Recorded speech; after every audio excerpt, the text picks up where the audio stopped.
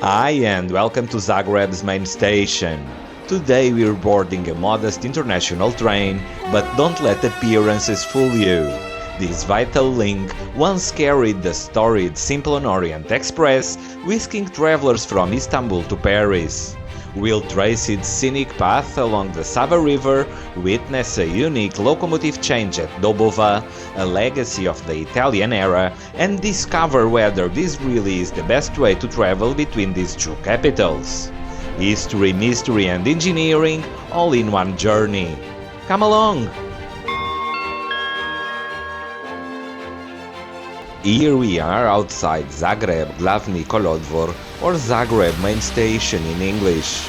Designed by architect Ferenc Pfaff and opened in 1892, it's long been Croatia's rail heart. Its imposing presence has earned it protection as a cultural good of Croatia. Inside, the grand vaulted ceiling and marble floors recall Austro-Hungarian refinement. Thanks to restorations in 1986 and 2006, it's still in excellent condition. Every day, over 50,000 passengers pass through these halls. The departure board already shows our train, so let's head to the platform and meet it. At the head, a Croatian Railways Class 1142, which will hold us until Dobova, where a quite special locomotive change occurs.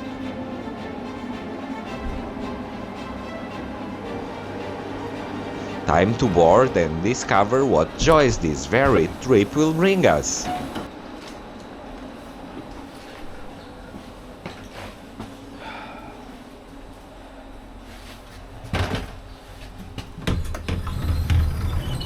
The seats seem quite comfortable, but seat tour is a little bit later. For now, departure. And we're off, departing at 12:50 p.m. right on time. For many years from 1919 to 1977, although with some interruptions, the Simplon Orient Express departed from this exact same track, but that's for a little bit later. For now, enjoy these rear views as we leave Zagreb behind. Let the journey begin!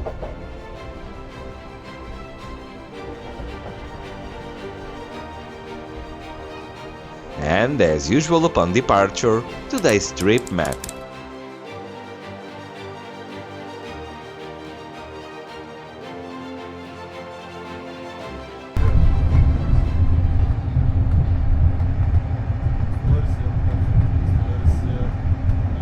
After departure, let me offer you a seat tour. The amenities are sort of basic, but I can assure you that the seat itself is really comfortable.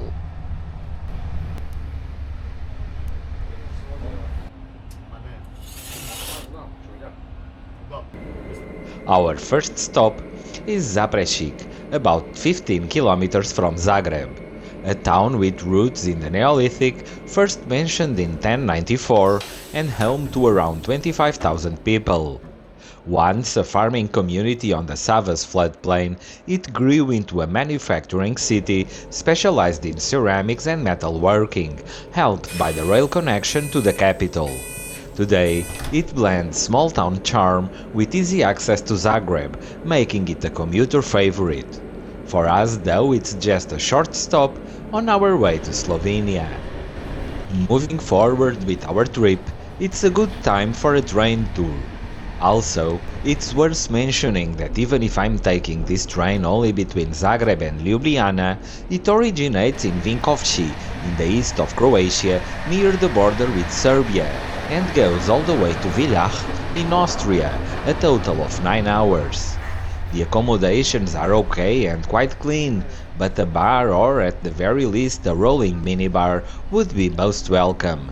Or maybe even, due to the superb scenery that we'll encounter in Slovenia along the Sava River, a panoramic car. My only quirk is that the rolling quality could be better. It isn't terrible, but could really be a little bit better. But hey, it's not bad at all.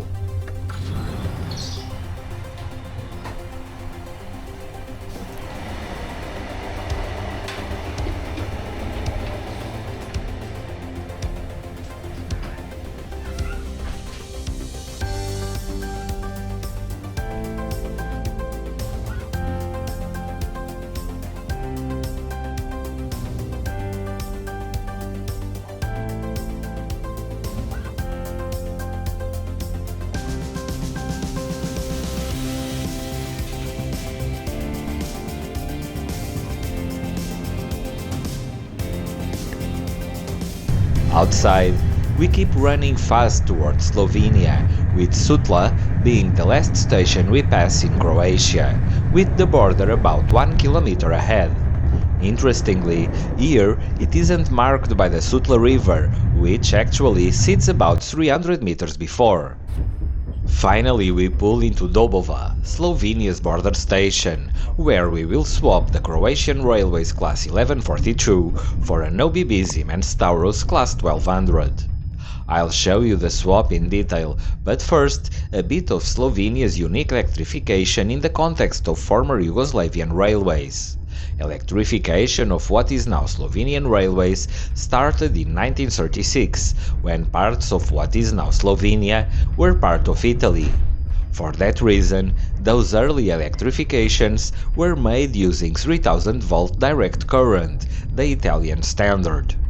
In order to preserve compatibility, subsequent electrifications, made in the 1960s, kept using the same system, even though the rest of Yugoslavia used 25 kV alternating current.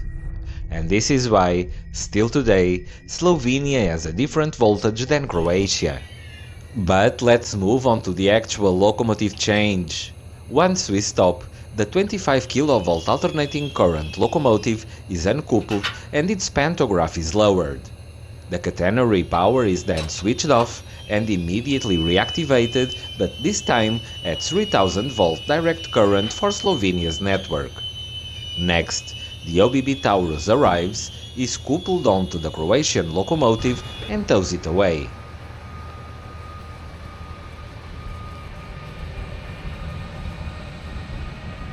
Goes until the switches and pushes it down the adjacent track, which the alternating current locomotive coasts down with no power whatsoever. With the Class 1142 safely clear, the Taurus Class 1200 returns to the train, connecting mechanically via the couplers, pneumatically through the brake hoses and electrically with the electrical cables. The train is now ready to roll again, and I better get back inside before I end up stranded in Dobova. Definitely not on today's schedule. Let's go all the way to the rear for a goodbye shot of this border station.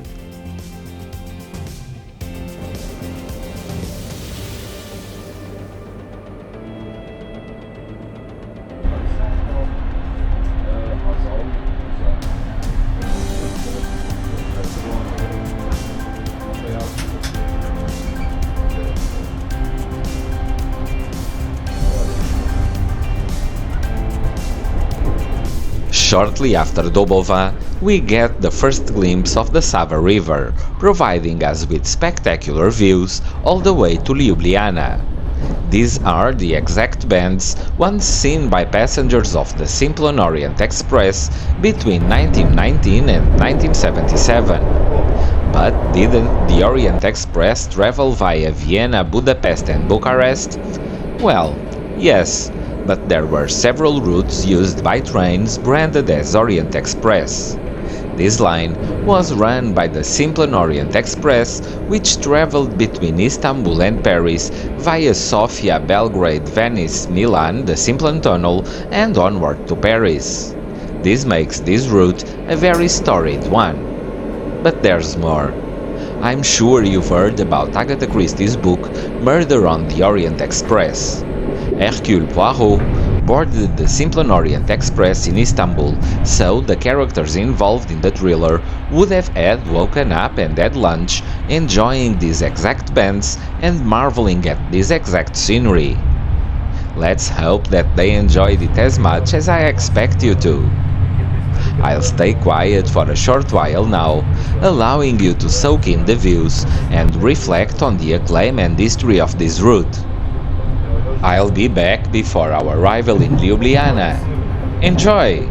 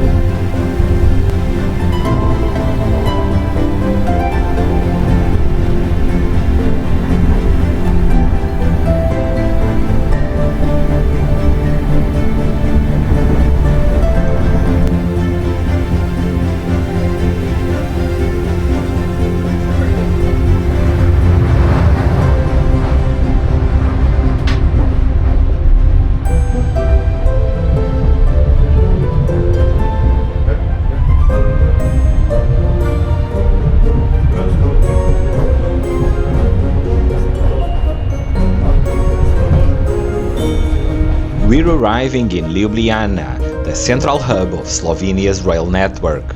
Passengers arrive here from all over Slovenia, but also from Croatia, Italy, Austria and Germany. Dating back to 1848, it was renovated in 1980 and is currently undergoing a complete modernization to expand services and streamline connections. I'm stepping off here, so let me share my impressions as our train continues on to Villach, Austria. The train and the route are basic, simple, yet surprisingly enjoyable. The rolling quality could be smoother, but the seats, exceptionally comfortable. Even if they don't have all the bells and whistles found in more modern trains, there's enough. These seats are perfect for working, enjoying the fantastic views, or even take a nap during the trip. A suggestion, if I may? A bar or minibar would be a game changer and the most welcome upgrade on this train. Will I use this service again in the future? Absolutely. It's the best way to travel between Croatia and Slovenia. Thanks for riding with me on today's journey all the way to the end. If you enjoyed the trip, don't forget to like, subscribe, share and drop a comment below. It really helps the channel grow and keeps these rail adventures rolling, always with a bit of history and technology. Thanks for coming along, and I'll see you next week.